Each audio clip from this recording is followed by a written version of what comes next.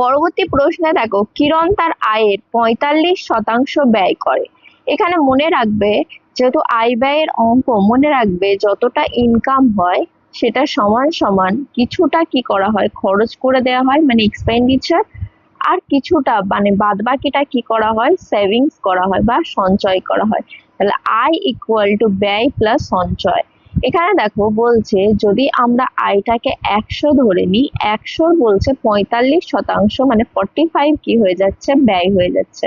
তাহলে 45 যদি ব্যয় হয়ে যায়, বাদ বাকিটা কি হবে, সঞ্চয় হবে, মানে 55 কি হবে, সঞ্চয় হবে। তবেই দেখো 100 ইকুয়াল টু 45 প্লাস 55 হচ্ছে, মানে 100 থেকে এটা বাদ দিলে এটা আসছে।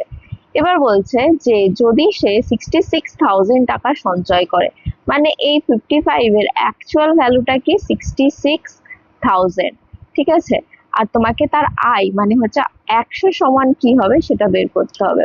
আচ্ছা, এটা যদি একটু কাটাকুটি করে নাও, দেখো 5 11 55 হয়, আর এখানে তাহলে কি হবে, 6 6 66 হবে, আর 3টে 0 হবে। এবার দেখো 5 সমান সমান এটা হচ্ছে, তাহলে 100 সমান সমান কি হবে সেটা বের করতে বলা হয়েছে।